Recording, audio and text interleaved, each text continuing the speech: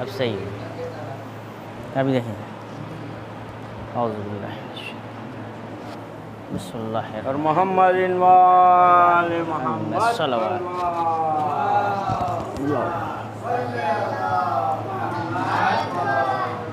محمد رحم اللہ عنکر الفاتحہ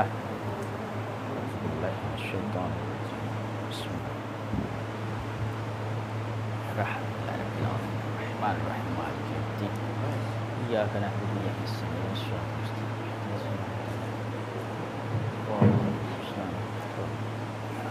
لم يلد ولم يولد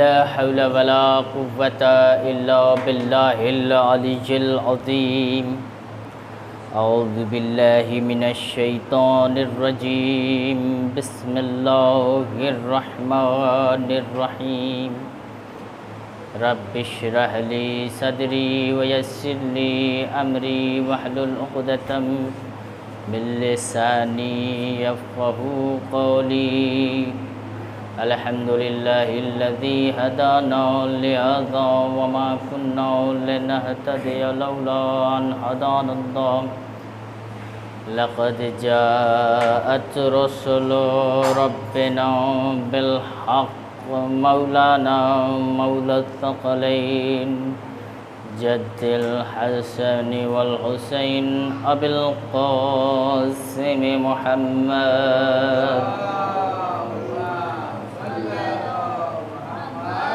وآل بيته الطيبين الطاهرين المعصومين المظلومين ولعنة الله على القوم الظالمين أما بعد فقد قال الله تبارك وتعالى في قرآن مجيد بسم الله الرحمن الرحيم من كان يرجو لقاء ربه فليعمل عملا صالحا صلوات بر محمد وآل محمد کی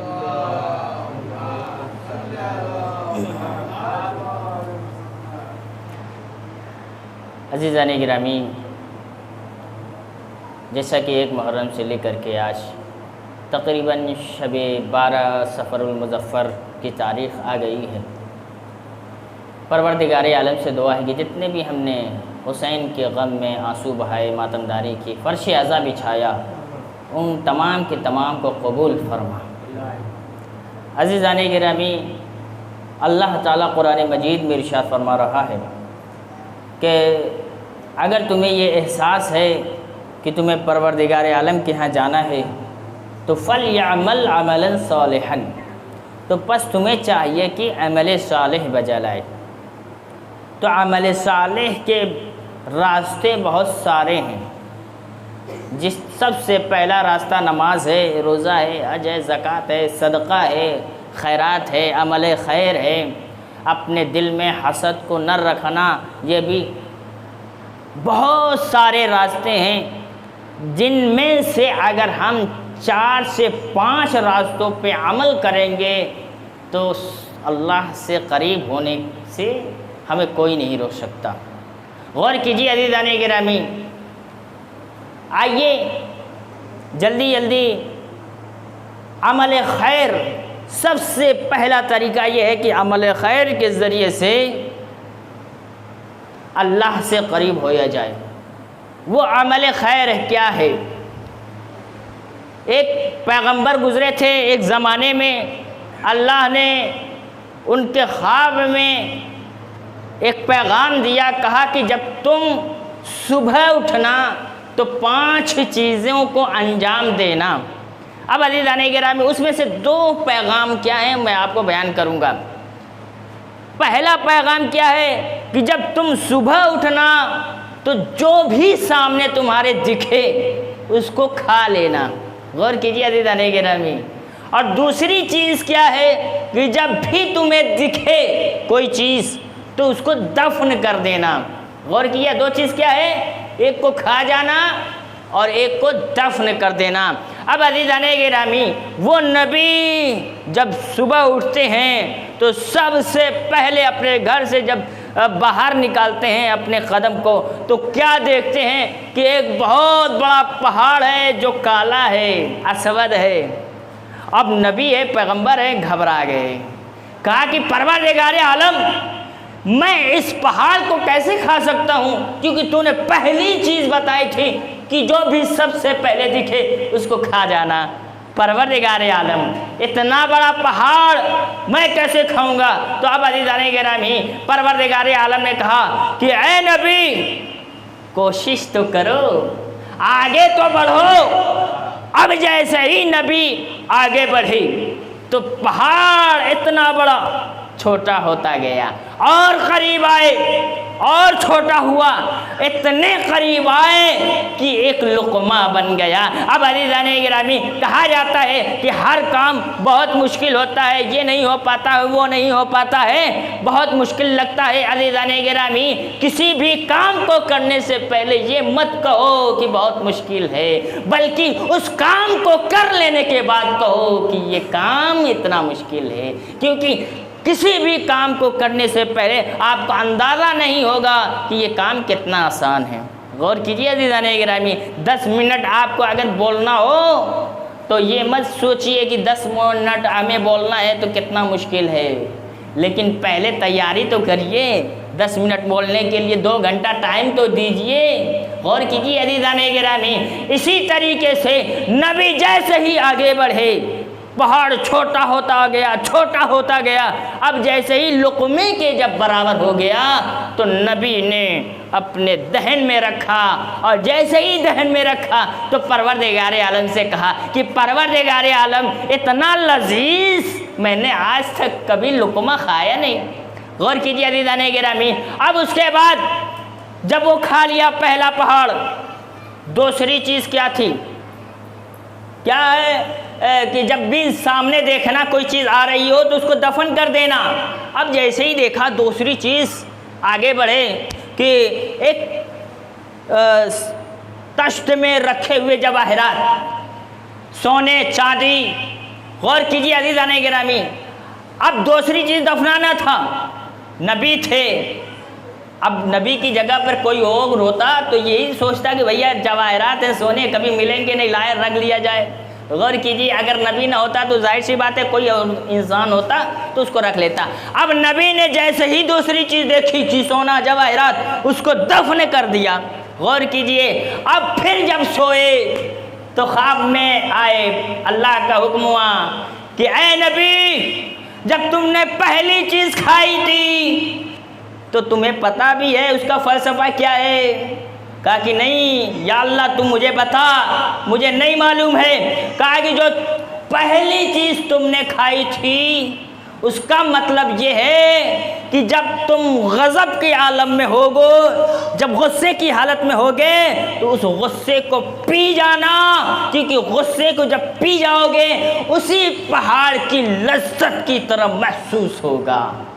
جتنا پہاڑ کو نبی نے نگل لیا تھا اور لذیذ محسوس ہو رہا تھا، اسی طریقے سے جب تم غصے کو پی جاؤ گے تو وہ غصہ آپ کو لذیذ دے گا۔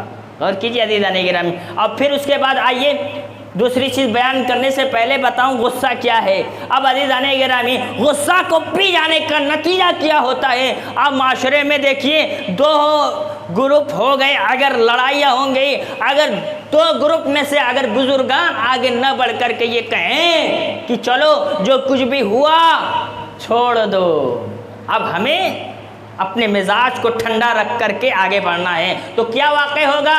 قوم میں اتحاد واقع ہو جائے گا، ہوگا کہ نہیں ہوگا؟ اب آئیے، ایک صحابی تھے، رسول اللہ سے مل کر کے جا رہے تھے، کہا کہ رسول اللہ اب میں اپنے وطن جا رہا ہوں، آپ مجھے اجازت دیجئے۔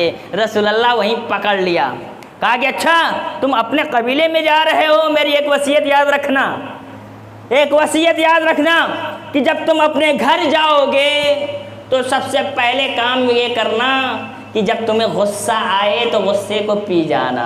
غور سے سنیے عزیزان گرامی، چند منٹ میں بات تمام ہو جائیں گے، لیکن یہ 2-4 منٹ کی باتیں ایسی ہوتی ہیں کہ اگر دل میں اگر بسا لیے خدا کی قسم تو وہ قیامت تک، جب تک آپ کی حیات رہے گی، محشر میں بھی وہ کام آئیں گی۔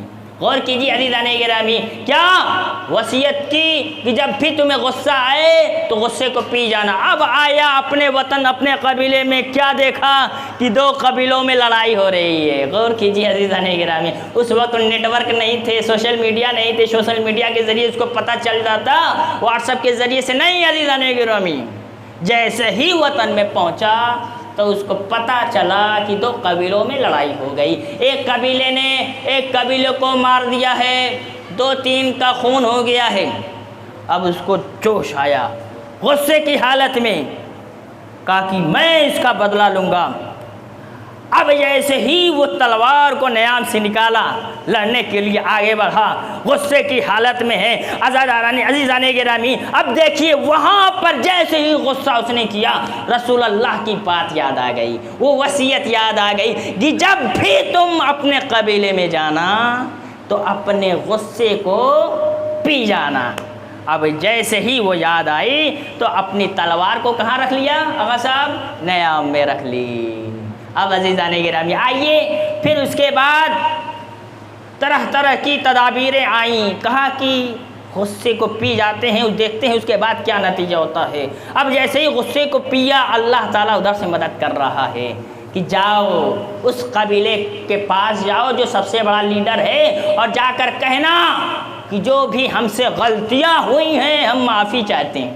غور کیجیے عزیزان گرامی، ہم معذرت چاہتے ہیں، ہم سے بہت بڑی غلطی ہو گئی، اور اس کے بدلے میں جو بھی تمہیں چاہیے، پیسہ چاہیے، دولت چاہیے، زمین چاہیے، ہم دینے کے لیے تیار ہیں، بس ہمیں معاف کر دیجئے۔ ہم جھگڑا وگڑا نہیں چاہتے ہیں، غصہ کریں گے، آپس میں لڑیں گے، 2-4 خون اور بہہ جائیں گے، نتیجے میں ہمارے بھی خون بہیں گے، نتیجے میں آپ کے بھی خون بہیں گے۔ اب عزیزان گرامی، وہ بھی بڑا بڑیرا انسان تھا، دولت مند انسان تھا، قبیلے کا بڑا انسان تھا، اس کی بھی غیرت جاگی، کہا کہ اچھا تم مجھے دولت کے ذریعے سے تم آزمانا چاہتے ہو، لالچ دینا چاہتے ہو، کیا تم مجھے کم سمجھتے ہو؟ غور کیجیے عزیزان گرامی، میں بھی تو زمیندار ہوں، میں بھی پیسے والا ہوں، چلو چھوڑو، تم پیسے کی بات کرتے ہو، تم صلح کی بات کرتے ہو، تم سب سے پہلے میرے خانے گھر میں آئے، غریب خانے پہ آئے، میرے سامنے جھکے، تو میرا بھی فریضہ یہ بنتا ہے کہ میں بھی آپ کے سامنے جھکوں۔ عزیزان گرامی، اب یہاں پہ ایک نقطہ دیکھیے کہ اگر وہ انسان کو رسول اللہ کی وصیت نہ یاد آتی اور اس کے گھر پر جا کر وہ نہ جھکتا تو کیا وہ دوسرے انسان کی تلوار جو کھچی ہوئی تھی کیا نیام میں کیسے بند ہوتی؟ غور کیجیے عزیزان گرامی، نتیجہ یہ ہوا کہ ایک انسان کے غصے کو پی جانے سے معاشرے میں، قوم میں، قبیلے میں لگی ہوئی آگ کو بجھا دیتی ہے۔ ایک صلوات بر محمد و آل محمد پہ اور کیجیے عزیزان گرامی، اور کیا عزیزان گرامی۔ اس لیے اگر معاشرے میں، قبیلے میں لڑائیاں ہو جائیں تو بزرگان کا سب سے بڑا فریضہ بنتا ہے کہ وہ آگے بڑھیں اور معاملے کو سلجھائیں، تاکہ آنے والی نسلوں کو آپ آگ سے جلنے سے بچا دیں۔ غور کیجیے عزیزان گرامی، آخرت کی آگ الگ ہے، لیکن دنیا میں بھی انسان جب جیتا ہے تو وہ بھی اندر اس کے آگ لگی ہوئی ہوتی ہے، لیکن دوسرے انسان کو پتہ نہیں ہوتا ہے کہ کتنی بڑی آگ ہے۔ اس آگ کو بجھانے کی ذمہ داری ہم سب کی ہے۔ اب عزیزان گرامی، اب آئیے اس کے بعد وہ دوسری چیز کیا رہ گئی تھی کہ جو نبی دوسری چیز دیکھنا تو اس کو دفن کر دینا، دفن کر دیا۔ پھر رسول اللہ وہ نبی کے خواب میں آئے کہ وہ جو دوسری چیز تھی، وہ جو تم نے دفن کر دیے تھے تو اس کا فلسفہ معلوم ہے، ڈیفینیشن معلوم ہے؟ کہ نبی نے کہا نہیں مجھے نہیں معلوم ہے، آپ بتائیے۔ اب عزیزان گرامی، اب کوئی انسان نیکی کرتا ہے تو گھبرائے نہیں، اس نیکی کو ابھارنے کا کام اللہ کا ہے، آپ کا نہیں ہے۔ اگر کوئی انسان آپ کو ذلیل کرتا ہے تو اس ذلالت کا بدلہ لینے کا کام اللہ کا ہوتا ہے، آپ کا نہیں ہوتا ہے۔ اب دیکھیے دوسری چیز کا فلسفہ بتایا اللہ نے، کہا کہ جیسے ہی تم نے جو دفن کی تھی اس کا فلسفہ یہ تھا کہ جیسے تم نیکی کرتے ہو تو اس نیکی کو اللہ تعالیٰ ابھار دیتا ہے. اگر تم نماز تہجد پڑھتے ہو تو نماز تہجد پڑھنے کا نتیجہ یہ ہوتا ہے کہ اللہ تعالیٰ تمہارے چہرے پہ ایک نور ڈالتا ہے جس کی وجہ سے لوگ تمہاری تعریف کرتے ہیں کہ آج اس کے چہرے پہ نور برس رہا ہے, لگتا ہے کہ یہ نماز شب پڑھ رہا ہے. غور کیجیے عزیزان گرامی, کہا کہ جو بھی نیکی کرو اس کو چھپاتے رہو, اس کو ابھارنے کا کام اللہ کا ہے. ایک صلوات بر محمد و آل محمد پہ. غور کیجیے عزیزان گرامی,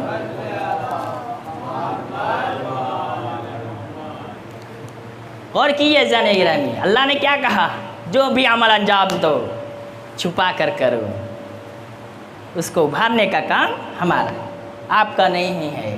اب آئیے دوسرے عمل خیر, کیا ارشاد ہوا تھا, من کان یرجو لقاء ربہ, جس انسان کو یہ احساس ہے کہ اس کو پروردگار عالم سے ملاقات کرنی ہے, پس اسے چاہیے کہ عمل صالح بجا لائے. غور کیجیے عزیزان گرامی, ایک انسان کو کیسے حرام کھانے سے بچایا جا سکتا ہے. غور کیجیے, ایک عالم دین تھے اور ایک شاگرد تھا, ایک چور انسان تھا.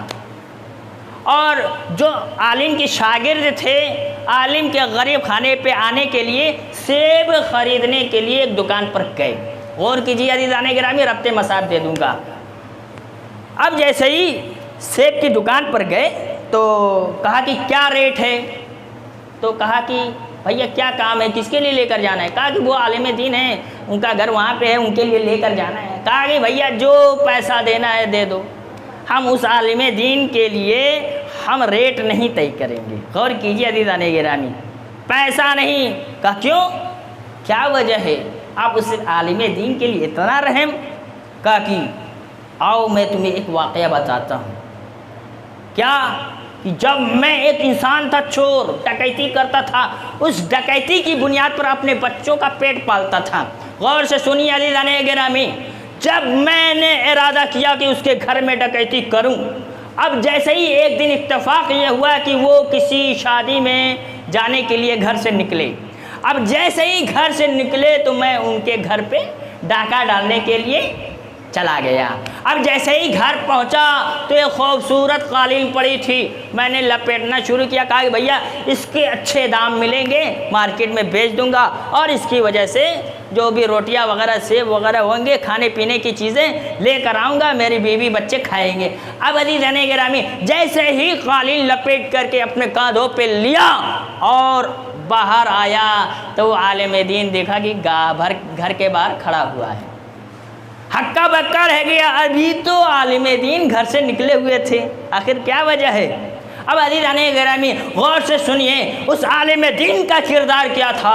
کردار یہ تھا کہ جیسے ہی اس چور کو پکڑا تو کہا کہ اچھا بیٹھیے بیٹھیے, میں آپ کے لیے چائے لے کر آتا ہوں, ناشتہ لے کر آتا ہوں, آپ ہمارے مہمان ہیں.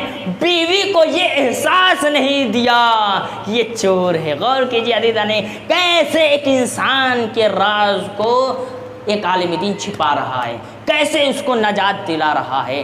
بیوی کو احساس نہیں ہونے دیا کہ یہ چور ہے. بیوی چائے لے کر آئی, ناشتہ لے کر آئی, اور چائے بھی پیا خوب اچھی طریقے سے.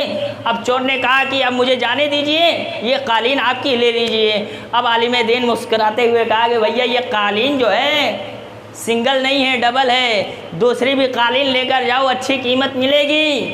غور کیجیے عزیزان گرامی, اس عالم دین کا قالین دونوں دے دیے بازار میں.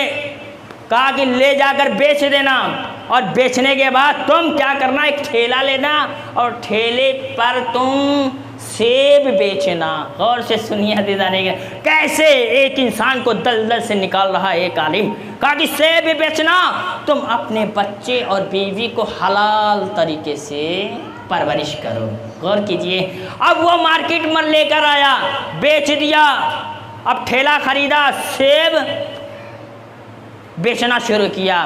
اب اس شخص نے ان شاگردوں سے کہا کہ دیکھو آج کا وہ دن ہے, اور وہ دن تھا کہ جس عالم دین نے مجھے ہدایت دی, اور آج اس دن سے آج تک میں نے کبھی بھی اپنے بچوں کو حرام غذا نہیں کھلایا. ان کی برکت سے میں آج تک اپنے بچوں کو حلال کھلا رہا ہوں. ایک صلوات پر محمد و آل محمد اور کیے جا نہیں رہے. اس لیے ہمارے معاشرے میں اگر کوئی دلدل میں پھنسا ہے تو ہماری ذمہ داری بنتی ہے اس انسان کو دلدل سے کیسے نکالا جائے. راز فاش کرنے سے اچھا ہے کہ اس راز کو دفن کر کے اس دلدل سے اس انسان کو نکالا جائے. غور کیجیے عزیزان گرامی. اب آئیے عمل خیر کے بہت سے راستے ہیں. عزاداران مظلوم کربلا وقت ہو گیا ہے تقریباً 20 منٹ ہو گئے. آئیے 5 منٹ میں ربطی مسائل. ایام سکینہ چل رہے ہیں عزاداران مظلوم کربلا. ہم آج آخری پرسہ جناب سکینہ کا لے لیجیے. کل انشاءاللہ کسی دوسرے کا مسائب پیش کیا جائے گا. جناب سکینہ کے وہ مسائب میں کیسے بیان کروں کہ جب بھی انسان سوچتا ہے احساس کرتا ہے اس کے بدن کے رونگٹے کھڑے ہو جاتے ہیں کہ وہ کیسی سکینہ شمر کے تماچے برداشت کرتی رہی, شمر کے تازیانے برداشت کرتی رہی. ہائے وہ کربلا سے کوفہ کا پیدل چلنا, دیار بدیار پھرایا جانا, سکینہ نے کیسے برداشت کیا ہوگا. عزاداران مظلوم کربلا ایک روایت میں بیان کروں گا. جب یزید کا دربار لگا ہوا ہے, 12 سیدانیاں یزید کے دربار میں کھڑی ہیں, یزید کے تخت کے نیچے سر حسین بھی ہے. عزاداران مظلوم کربلا کبھی جناب سکینہ اپنے پیر کو اٹھاتی ہیں, کبھی اپنے پیر کو زمین پہ رکھتی ہے, اور کبھی اپنے ہاتھ کو رخسار پہ رکھتی ہیں, کبھی اپنے ہاتھ کو گلے پہ رکھتی ہیں. یزید یہ ماجرا دیکھ رہا تھا. کہا کہ اے شمر, یہ سکینہ بار بار اپنے گالوں پہ ہاتھ کیوں رکھتی ہے, اپنے گلوں پہ کیوں ہاتھ رکھتی ہے, کبھی کبھی اپنے پیروں کو بلندی کی جانب لے کر جاتی ہے, کبھی نیچے کی جانب لے کر جاتی ہے. جناب سکینہ سے یزید پوچھتا ہے کہ اے سکینہ, بار بار اپنے پیروں کو کیوں اٹھاتی ہو. جناب سکینہ نے بے ساختہ کہا کہ اے یزید, ارے جو 12 سیدانیاں ہیں ہماری, ایک رسن میں گلے بدے ہیں. جب بھی میری سیدانیاں بلند ہوتی ہیں تو میرے پیر بلند ہو جاتے ہیں. حضرت اللہ آپ کو کسی غم میں نہ رلائے سوائے غم حسین کے. عزاداران مظلوم کربلا. پھر یزید پوچھتا ہے کہ سکینہ بتا, تو اپنے ہاتھ کو اپنے رخسار پہ کیوں رکھتی ہے. سکینہ بے ساختہ کہتی ہے اے یزید, ارے میرے سیدانیہ کے بال اتنے بڑے ہیں کہ وہ اپنے بال کے ذریعے سے پردہ کر لیتی ہیں, لیکن ہائے میرے بال اتنے چھوٹے ہیں میں اپنا پردہ نہیں کر سکتی. پھر اس کے بعد پوچھتا ہے کہ تو اپنے ہاتھ کو گلے پہ کیوں رکھتی ہو. سکینہ بے ساختہ کہتی ہے کہ ہائے یزید, میں کیسے بتاؤں کہ میرے گلے میں رسیوں سے اتنے زخم پیدا ہو گئے کہ میرے گلے میں بار بار درد محسوس ہوتا ہے. میں اپنے ہاتھوں کو اپنے گردن میں رکھ لیتی ہوں. عزاداران مظلوم کربلا, اللہ آپ کو کسی غم میں نہ رلائے سوائے غم حسین کے. بس آخری روایت, زندان شام میں سکینہ کی شہادت ہو جاتی ہے.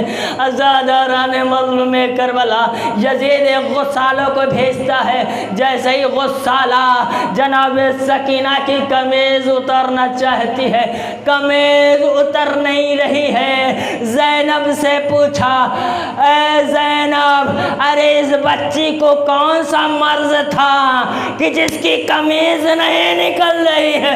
ارے زینب نے کہا اے غسالہ, ارے اس بچی کو کوئی مرض نہ تھا, بس اتنا سن لو کہ ارے کربلا سے کوفہ, کوفہ سے شام اتنے تازیانے برسائے گئے کہ تازیانے سے سکینہ کی پشت زخمی ہو گئی.